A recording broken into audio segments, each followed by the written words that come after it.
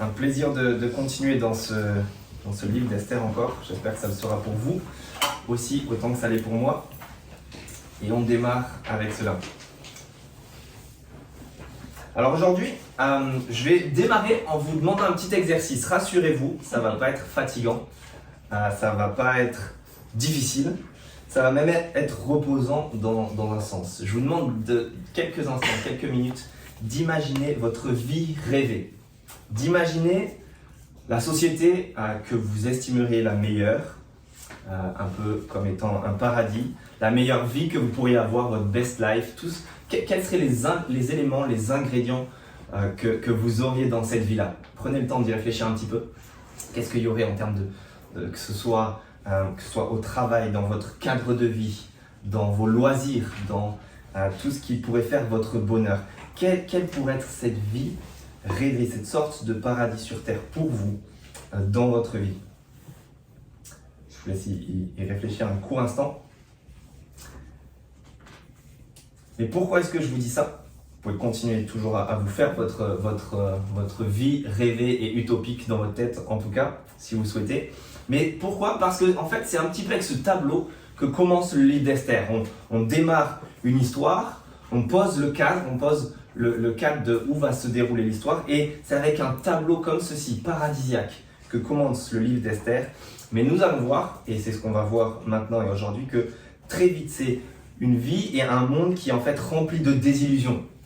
On va voir un roi qui déçoit, et on va voir un monde qui est proche de celui dans lequel nous vivons en fait, qui est rempli de désillusions.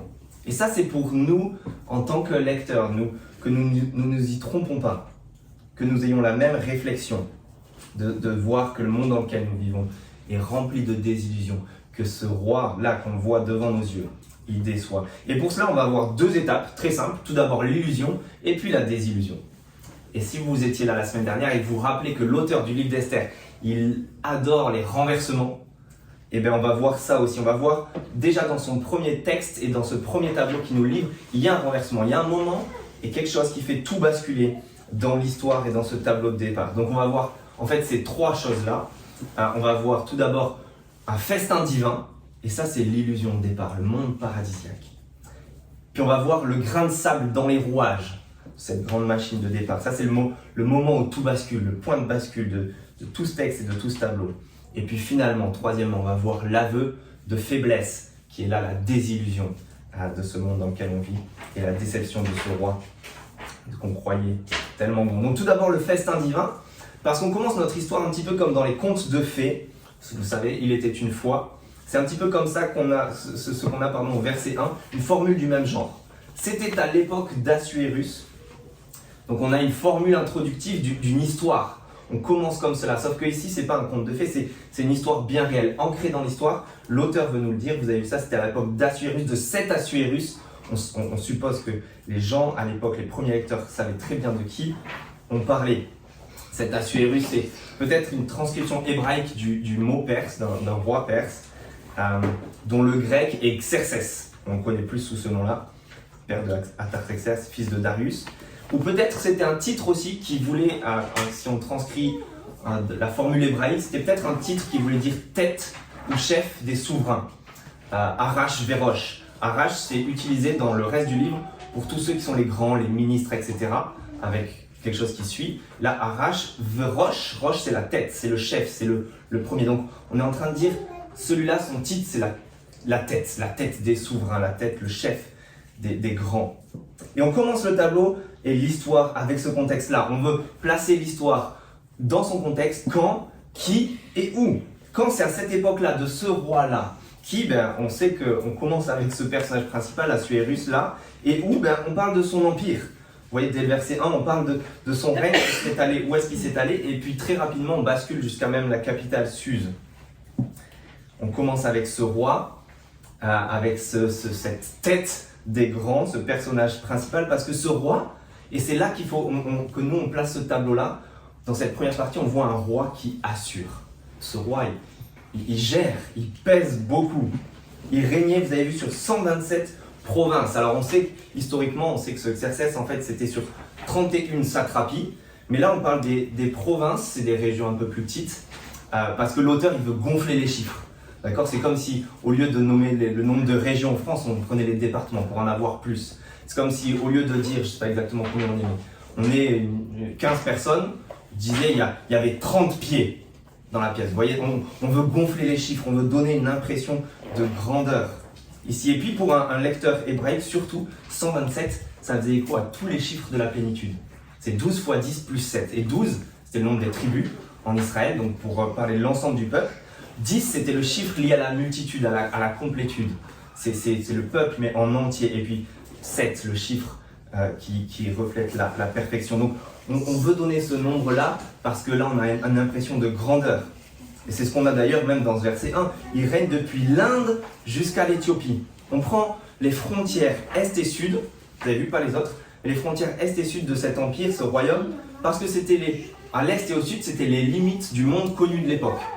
On est en train de dire jusqu'aux extrémités du monde, il règne.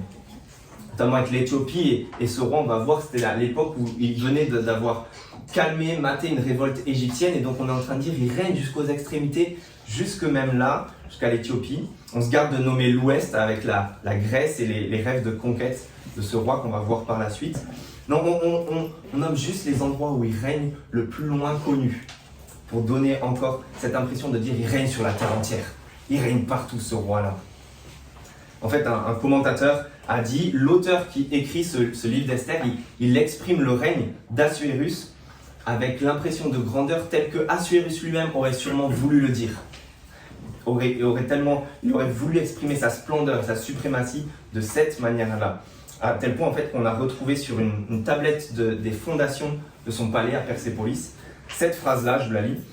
« Je suis Xerxès, le grand roi, le seul roi, ou littéralement le roi des rois, le roi de tous les pays qui parlent toutes sortes de langues, le roi de cette terre entière, grande et lointaine. » Vous voyez, et l'auteur qui écrit l'île d'Esther, il veut donner cette impression-là. Ce roi, il est en train de régner sur le monde. Ce roi, il l'assure. Puis verset 2, on a même, il siégeait, alors en français ça se passe un petit peu moins bien, mais on voit le roi Assuérus siéger à ce moment-là à Suse, la capitale. Il était littéralement assis sur son trône, à Suse, la capitale. Et pour les Perses, c'est assez inhabituel dans le sens où on représentait les rois plutôt en campagne, en déplacement, toujours en train d'être debout, de partir, etc. Et là, l'auteur, il nous dresse le tableau où il est assis sur son trône. C'est pour dire, parce qu'on va le voir, on est à la 3e année de son règne, il vient d'avoir calmé, maté la révolte égyptienne. Il est assis tranquillement et maintenant le royaume est stable. Ce roi, il a calmé la crise des gilets jaunes, il a calmé la crise du Covid, la crise économique. Il est dans un royaume maintenant stable, tranquille, où tout le monde est en paix. Et lui, il est assis sur son trône, comme vous et moi, après une bonne journée de travail, quand on va s'installer dans le canapé. Comme vous en ce moment, au contraire de moi. Il est représenté assis sur son trône et a su sa capitale souvent dans des villes qui étaient les capitales où il y avait une acropole qui était élevée. Donc même si on se représente un tableau, il est bien élevé là, sur son trône. Ce roi, il assure, il pèse. Mais en plus de ça, il étale. Il étale, vous avez vu, verset 3, on lit que la 3e année de son règne, il organise un banquet. Et puis, pour toutes sortes de personnes. Et puis verset 4, vous avez vu cette phrase qu'on a citée la semaine dernière déjà. Il étala la glorieuse richesse de son royaume et l'éclatante splendeur de sa grandeur. Cela durera longtemps, 180 jours.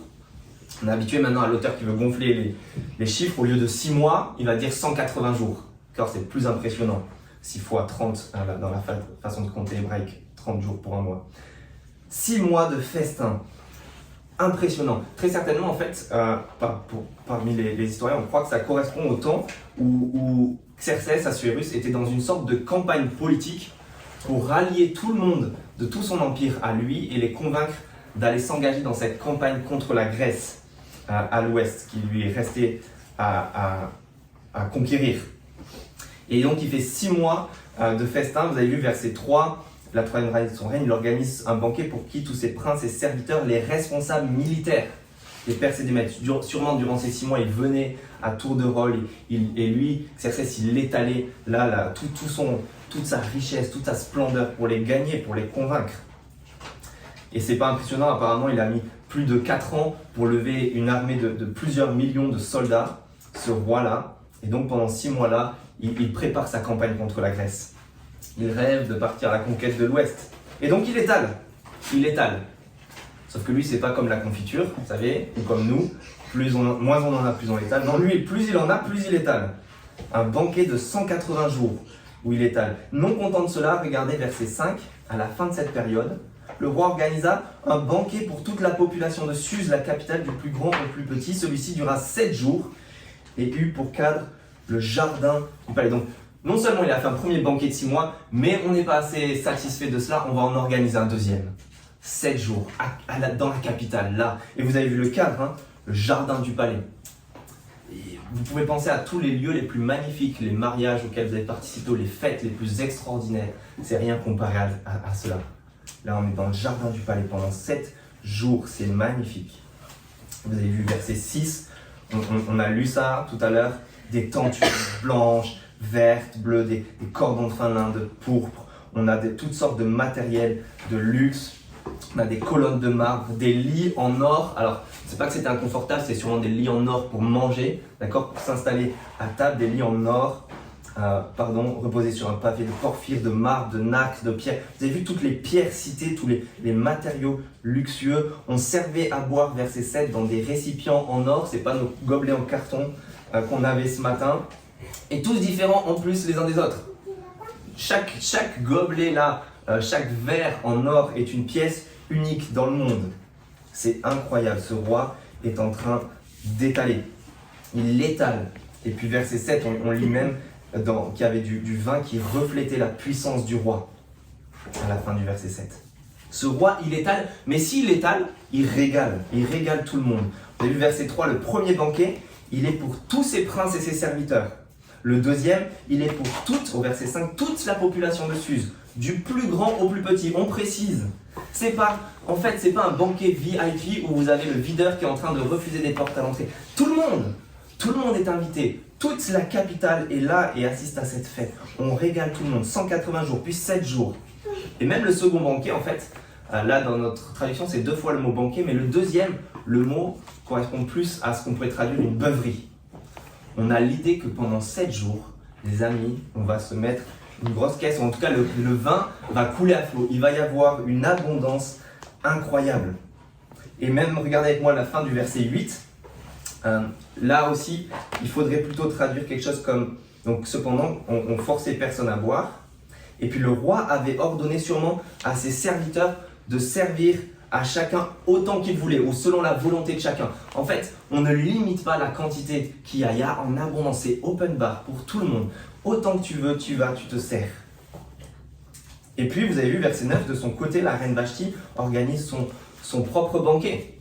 D'accord ? C'est pas triste, en fait, c'est qu'on va pas seulement participer à la fête des autres. Tant qu'on n'y est, jamais 203, on a fait un premier banquet pour tout le monde. On a fait un deuxième banquet dans la capitale. Et bien, allons-y, faisons notre propre banquet, juste pour les femmes, notre banquet spécial. Ce roi assure, ce roi étale, ce roi régale. Et même ce roi, il respecte. Vous avez vu le début du verset 8 ? On ne forçait personne à boire. En fait, on apprend que chez les Perses, normalement, il y avait un major de table au commandement duquel on était obligé de boire. Quand le roi buvait, tout le monde était obligé de boire. Et quand le major de table commandait cela, il fallait boire. Mais ici, on veut respecter tout le monde. On force personne à boire. Le roi dit non, on se conforme à la volonté de chacun. Il y a de la liberté, il y a de l'égalité, le banquet il est pour tous. Il y a de la fraternité, c'est la fête, on se réjouit. C'est la vie rêvée, le monde rêvé dont on veut tous. Et si vous êtes en train de vous dire, c'est pas comme nos fêtes, aujourd'hui c'est dommage que les hommes et les femmes sont séparés, vous inquiétez pas, ça reste pas comme ça très longtemps. Il y a aussi du partage de relations entre genres pour être pudique. Vous avez vu verset 11, on va le voir après, mais le roi il ordonne de faire venir la reine Vashti devant lui, coiffée de la couronne royale pour montrer sa beauté au peuple et aux princes. En effet, c'était une belle femme. Vashti, là aussi, c'est sûrement un titre qui veut dire belle ou désirée, bien aimée. C'était soit un titre pour la reine Amestris, soit qui était la reine à ce moment-là, soit un titre pour la favorite du roi, parmi ses concubines ou dans son harem. C'est un peu sa favorite, si vous avez vu Jeanne du Barry, vous savez comment ça se passe. Peut-être à une cour royale, là il y a plusieurs femmes, ça c'est sa favorite. On insiste, ici sur sa beauté. C'est son titre, mais aussi on le dit, c'était une belle femme. Et le but est de l'exhiber là, d'exhiber sa beauté à tout le monde. Il y a du plaisir, il y a de l'alcool, de la fête, de la joie, du sexe, etc. Et puis si vous dites, c'est juste une société où c'est juste la débauche, il n'y a que du plaisir, dans ce sens-là, non, en fait, il y a aussi, c'est une société où il y a de la recherche. Il y a de la recherche intellectuelle. On est à la pointe de la culture. Regardez verset 13. Je penche un peu plus après, mais il s'adressa aux sages et aux astrologues. On est à la pointe de la recherche, de la connaissance d'une société qui s'informe et qui s'instruit. C'est le monde rêvé, du beau, de l'impressionnant, du grand, du plaisir, de la culture, de la puissance, de l'argent, du luxe, et même la liberté, le respect et l'égalité. C'est le paradis. Qui n'est pas en train de chercher ça aujourd'hui dans sa vie étudiante, d'en profiter un max, dans le monde du travail? Qui ne rêverait pas? Et là, je vous demande juste de vous imaginer. Imaginez que on vous propose le jour de demain, cette vie-là, un patron qui ne va pas vous faire passer un entretien d'embauche à vous, ou va vous le faire passer, mais au lieu de vous demander à vous d'en mettre plein la vue, c'est lui qui veut le faire. Il veut tellement t'en mettre plein la vue, te motiver à faire partie de son entreprise, à te recruter, que là, il va te promettre d'être nourri, logé, blanchi toute ta vie.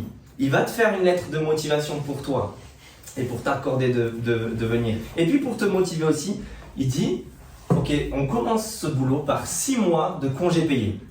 Tu fais une croisière, tu fais le tour du monde, tu vas visiter les plus beaux endroits au monde, tu vas visiter les endroits les plus prestigieux, les centres culturels les plus connus, tu vas juste aller visiter le monde, aller voir tout ce qui existe, te motiver, te divertir, te faire plaisir.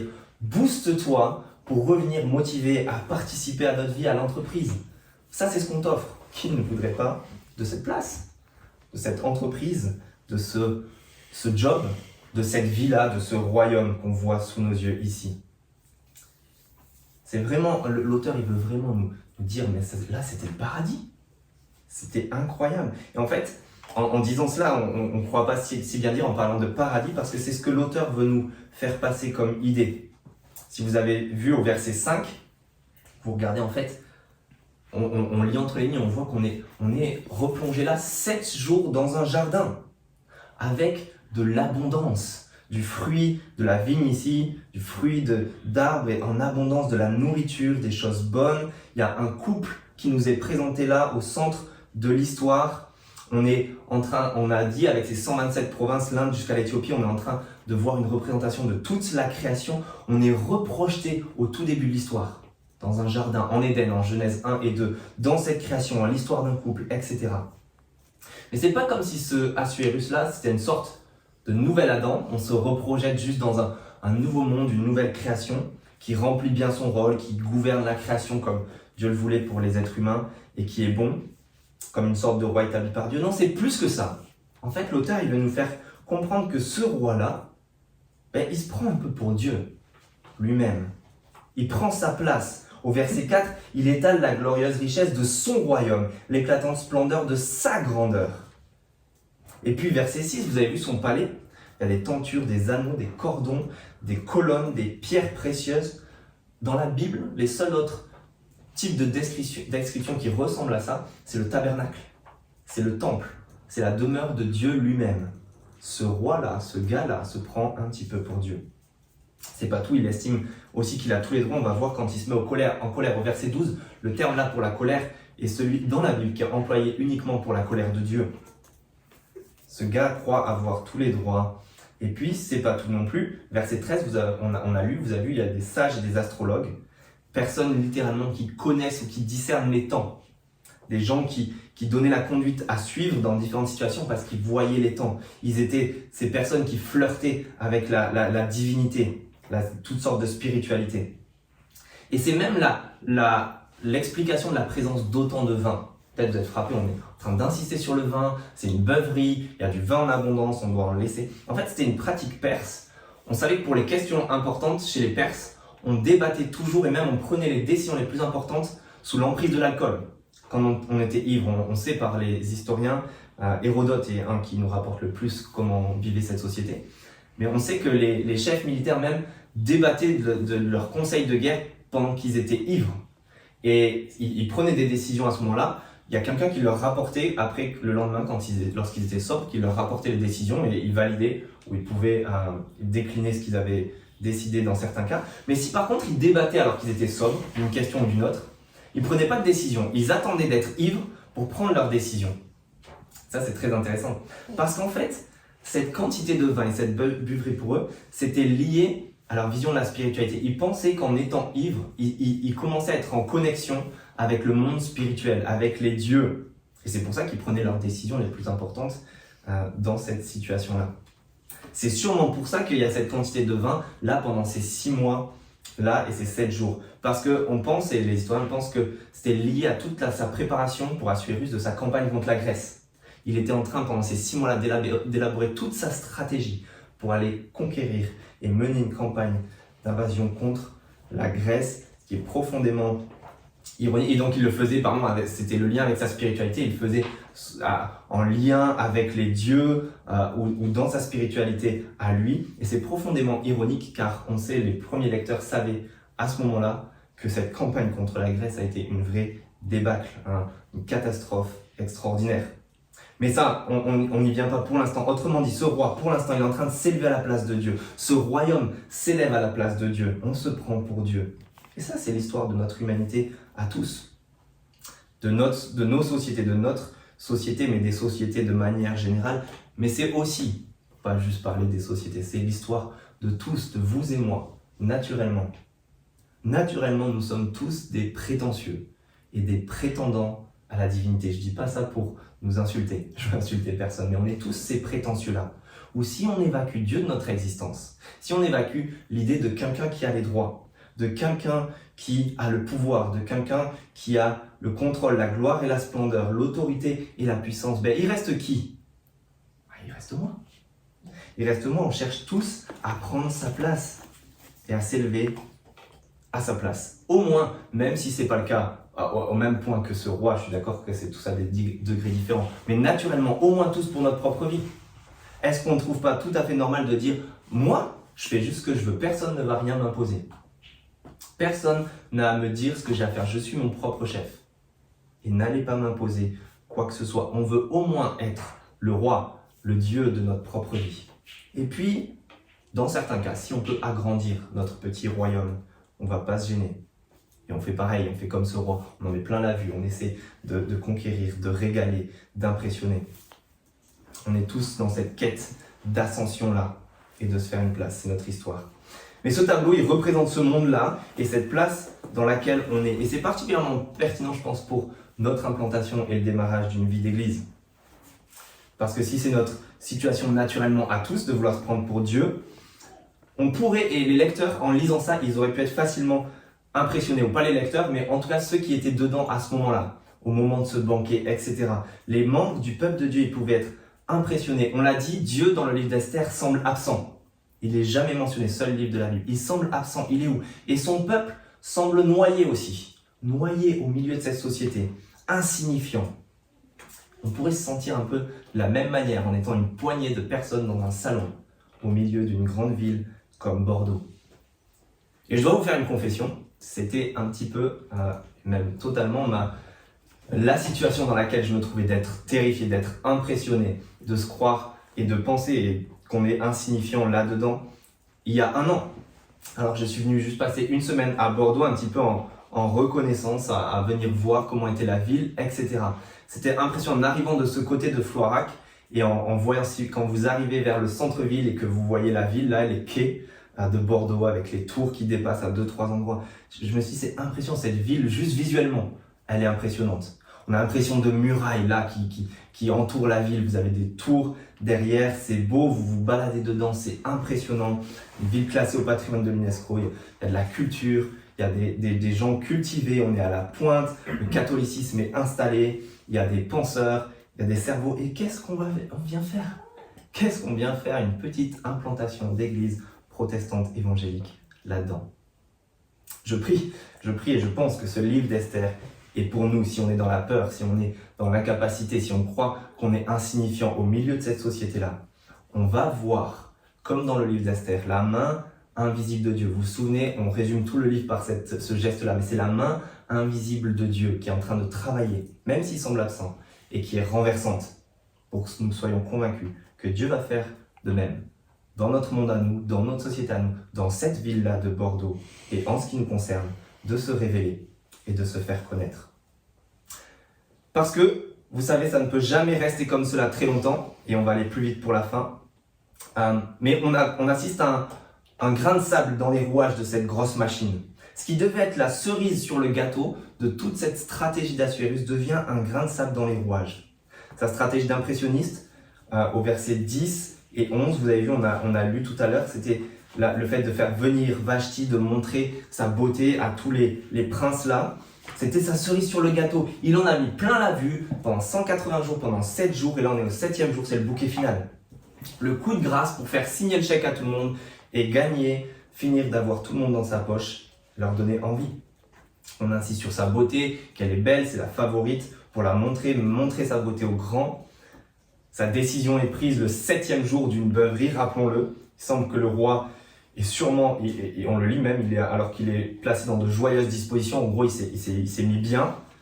Il fait venir cette reine, elle est coiffée de la couronne royale. Certains ont suggéré peut-être que entre les lignes, il fallait lire qu'elle était coiffée seulement de la couronne royale. C'est peut-être pas le cas. La plupart des spécialistes disent que c'était peut-être pas aussi choquant que ça, mais en tout cas, même si on n'est pas sûr de dans quelle situation on demande à Vashti de venir, c'était sûrement pas très honorable pour elle. On veut juste l'exhiber, la coiffer de son diadème royal. Et vous avez eu la mention, même je pense c'est verset 11, il fallait la faire venir coiffée de la couronne royale pour montrer sa beauté. Après avoir étalé son royaume, sa splendeur, le roi l'a fait venir coiffée de la couronne royale, c'est sûrement pour dire ça c'est mon dernier trophée les amis. Regardez, ça c'est mon petit bijou, mais c'est pour dire c'est à moi. C'est son objet, c'est sa femme, c'est sa possession. Regardez comme elle est belle, regardez ce qui m'appartient.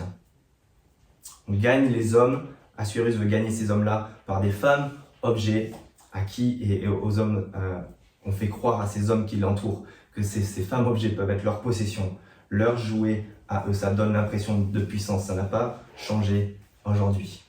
C'est incroyable, j'ai participé au salon de l'auto il y a quelques années avec mon père et mes frères. Alors, rien d'immoral, mais c'est incroyable que juste pour des autos, vous avez quand même une quantité incroyable de femmes objets qui sont juste là pour faire signer des papiers, signer des chèques, signer des dons et qui sont juste là, habillées de manière sexy, qui servent à rien d'autre que ça. C'est incroyable. N'importe quelle pub aujourd'hui, quelle envie d'en mettre plein la vue, utilise cette technique-là aussi, de la sensualité féminine. Mais ça, c'est la stratégie d'Assuérus. Pour donner ce sentiment de puissance, de supériorité, on possède la beauté. Mais, il y a un mais, il y a un petit couac. Cette cerise sur le gâteau se transforme en grain de sable dans le rouage de la grosse machine. Et ce paradis se transforme en fait en règne de la terreur. L'illusion tombe et fait place à la désillusion. Vous avez vu, on avait lu au verset 8 qu'on ne forçait personne à boire. Et regardez au verset 12, du coup, qu'est-ce qui se passe? La reine Vashti refuse de venir. Le roi s'en montre très fâché et nourrit une ardente colère. On faisait croire que chacun avait la liberté de ses propres choix, de ses propres décisions. Et là, un simple refus de sa propre épouse, le roi n'accepte pas. Sa favorite, sa préférée, il n'accepte pas. Ça se transforme en fait pour nous en une formidable ironie risible où toute l'illusion tombe. Ça devient comique. En fait, au verset 10, on a lu qu'il est placé dans des joyeuses dispositions par le vin. Le roi ne contrôle même pas son corps. Il s'en est mis une bonne. Verset 12, il ne contrôle même pas ses émotions. On a vu, il est très fâché et il nourrit une ardente colère. Il ne contrôle pas ses émotions sont en train de le contrôler. Il ne contrôle pas non plus sa propre femme. Vous avez vu, on va la faire chercher au verset 10, on va le faire chercher par 7 eunuques, 7 serviteurs, 7 hommes pour une seule femme et ils n'arrivent même pas à la faire venir. On a l'impression d'être comme en hôpital psychiatrique ou en prison quand vous avez un énergumène énervé, super costaud, où il y a besoin de 3 mecs baraqués pour arriver à le contrôler. Là, 7 hommes pour une femme, on n'arrive même pas à la faire venir. C'est juste risible.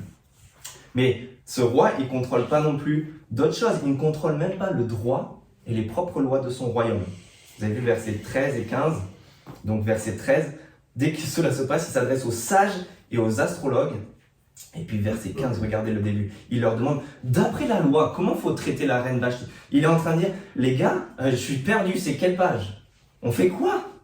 Désolé, je ne connais pas les lois de mon propre pays.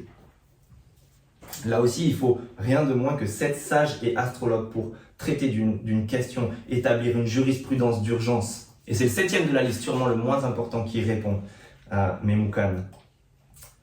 Le grain de sable a mis le royaume sans dessous. Branle-bas de combat. Des moyens impressionnants sont déployés pour le simple refus d'une femme. 7 serviteurs envoyés, 7 sages et conseillers spéciaux. Une réunion en urgence au sommet avec tous les pontes. On établit une jurisprudence exceptionnelle.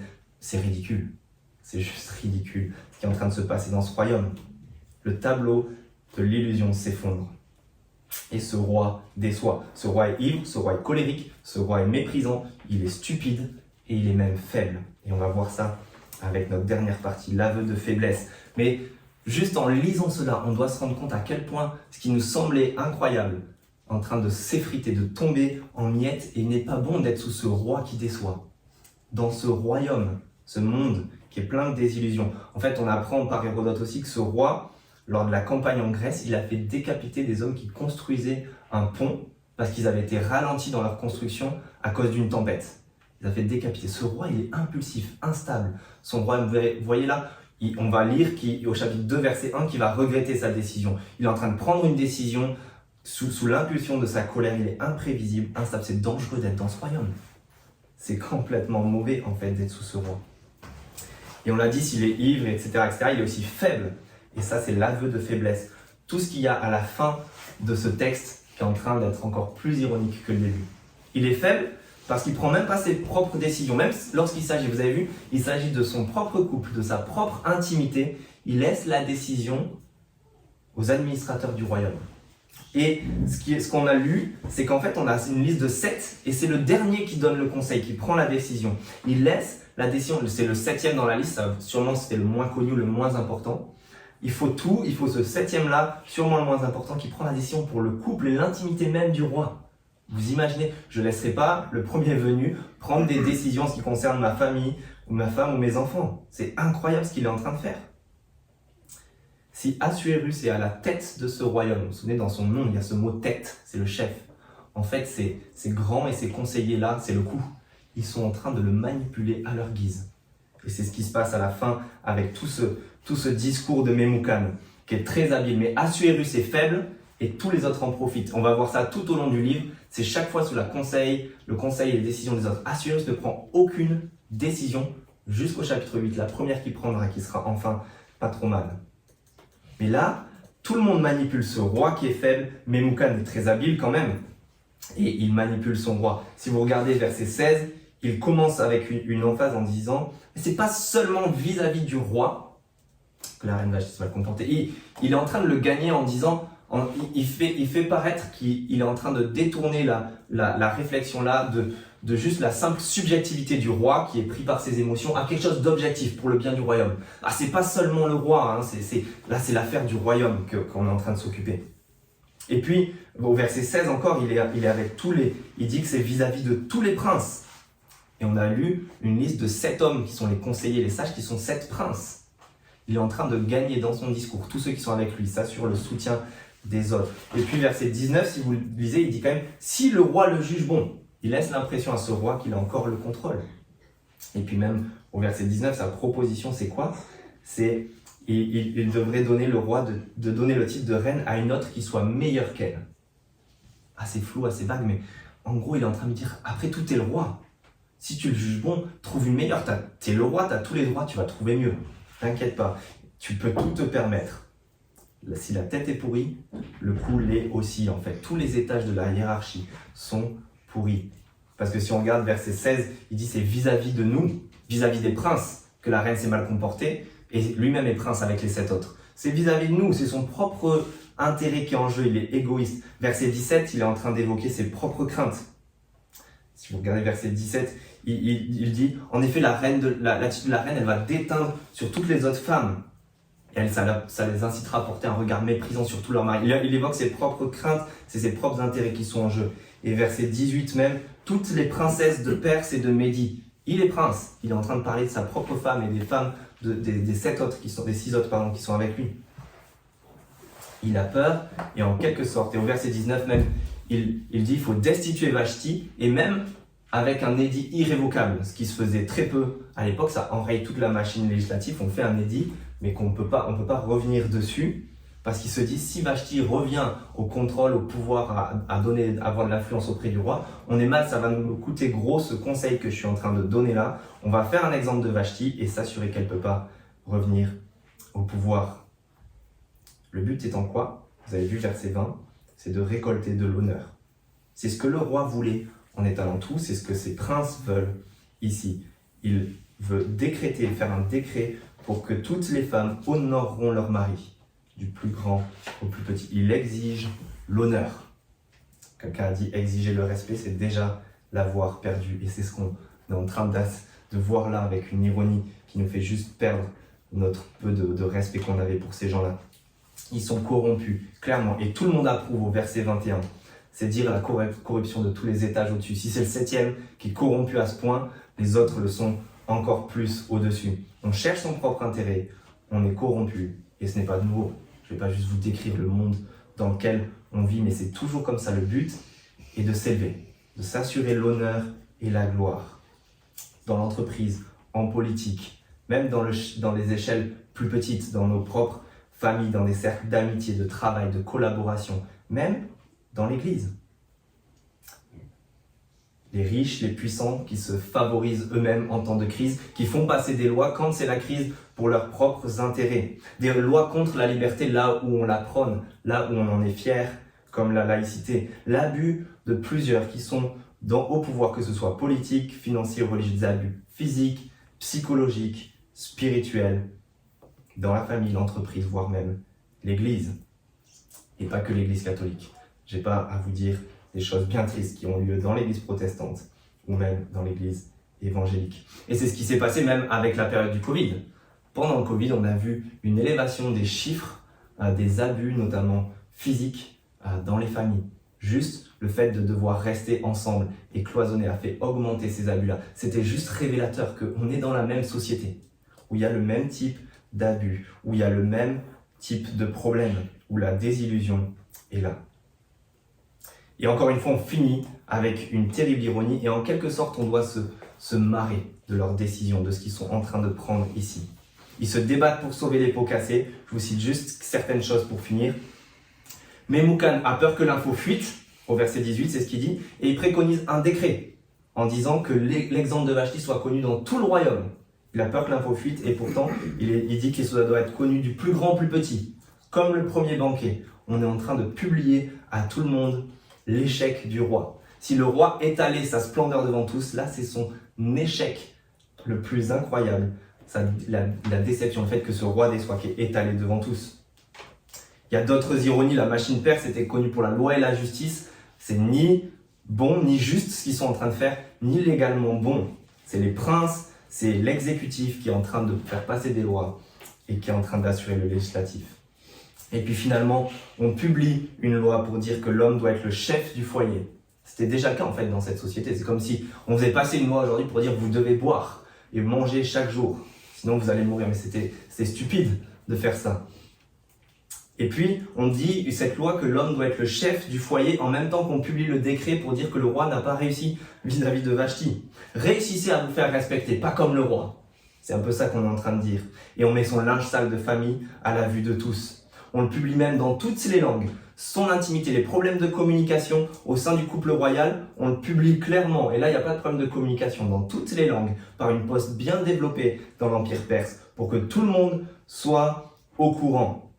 Et même on dit que les hommes doivent être les chefs du foyer et parler leur propre langue maternelle. Et on publie ça dans toutes les langues. Pour toutes, c'est ironique. On est en train de dire, ne faites pas comme nous. Nous, on publie ça dans toutes les langues, mais vous, dans vos foyers, imposez votre langue. Les hommes, imposez votre langue maternelle, ne soyez pas aussi faibles que nous. Et ça, avec un système très élaboré, on envoie en recommandé, en urgence avec accusé de réception si vous voulez. Le roi se tire une balle dans le pied. Vous avez vu comme il se saborde lui-même, il est en train de dire à tout le monde, regardez, je décrète ouvertement à quel point je suis nul, à quel point mon royaume est décevant et n'était qu'une illusion. Sachez à quel point je ne suis même pas respecté dans mon propre foyer et j'ai du mal et je suis faible. Vous voyez ce royaume-là qui tombe, qui s'effrite, cette illusion qui s'effrite. Ce royaume, il est en train de publier la désillusion de ce qu'il voulait faire paraître. Vous croyez que c'était un royaume stable? Je suis instable et impulsif. Vous croyez qu'il y avait de la sagesse? En fait, on est en train de prendre une décision stupide. Je suis manipulé par mes conseillers. Vous croyez qu'il y avait de la liberté? On n'accepte même pas la volonté de ma propre femme, de la reine. Je suis colérique. Tout ça n'est qu'illusion. Le lecteur sait même en fait que c'est terriblement ironique parce que il connaît déjà le revers de la campagne contre la Grèce. Ce roi qui se prend pour un dieu, qui flirte avec les dieux, va être mis au tapis. Comme un bleu, il s'élève, mais il sera abaissé. Et le lecteur, là, nous, si vous vous souvenez la dernière fois, on doit, en finissant ce texte, en train de voir la main cachée de Dieu qui est déjà là, qui met ce grain de sable en quelque sorte. Et même si on ne le voit pas, certains ont vu. Alors ça c'est un peu débattu parmi les spécialistes, mais il y a 4 fois le nom même de l'Éternel. Vous savez, en hébreu, c'est 4 lettres, un tétragramme, qui apparaît 4 fois dans des mots consécutifs dans le livre. Et les scribes qui ont rapporté cela ont mis, pour 2 exemples d'entre eux, ces lettres en majuscules, sûrement pour dire que c'était intentionnel de la part de l'auteur de mettre en quelque sorte ces initiales en acrostiche, comme on fait ça pour un poème. Vous savez, vous mettez les premières lettres, etc. et vous créez des mots dessus. Et là, ce mot apparaît, il apparaît toujours dans un ordre différent, c'est 4 lettres, et soit dans les premières lettres, soit dans les dernières lettres. Ici, le mot apparaît à l'envers. Et c'est comme si l'auteur veut faire ça intentionnellement, c'est comme s'il veut dire, on voit la main cachée de Dieu, mais on voit juste en plus le revers de sa main. On voit ce royaume s'effriter tout seul, se faire tomber tout seul. Il y a la main cachée de Dieu qui est en train de mettre la confusion, qui est en train de montrer à quel point ça ne tient pas quand on s'élève à sa place. Et c'est ça que l'on doit voir. Dieu qui manie toute chose, même le plus terrible des mâles, et qui va le retourner en bien. Aujourd'hui, on voit le revers de la main, on voit un royaume mauvais, on voit un roi qui déçoit. Dieu va déjouer ça pour révéler sa gloire et le faire tourner en bien et être élevé lui seul. Et c'est comme cela qu'on finit. Parce qu'on voit, on est en train de voir ce tableau-là, qui est le tableau de notre monde et qui est le tableau même de notre implantation. On est dans ce monde-là, les amis. On a vu Genèse 1 et 2, vous vous souvenez, dans un jardin pendant 7 jours. En quelque sorte, on voit une division, une dispute au sein du couple, comme c'était le cas dans cette première histoire, au tout début de la Bible. Et on termine à la fin du texte avec plusieurs langues.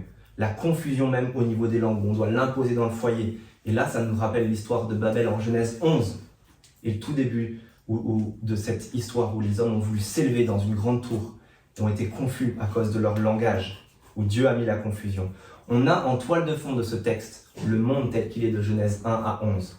Ce monde sans Dieu qui veut s'élever et qui fonce droit dans le mur. C'est la même chose où l'on est. C'est la même chose où on était sous domination perse après l'exil. C'est la même chose où on est aujourd'hui en 2023, 2024 à Bordeaux. C'est la même humanité. On lit ce texte et on dit « MeToo ». On est dans la même situation. On est dans la même chose. Alors de quoi a-t-on besoin? Et pour vraiment conclure avec ça, la dernière fois j'ai lu Genèse 3, verset 15, vous vous souvenez l'idée d'une descendance qui doit écraser un serpent, qui doit écraser celui qui représente le mal, qui doit détruire ce mal pour faire venir la victoire et produire cette réconciliation avec Dieu.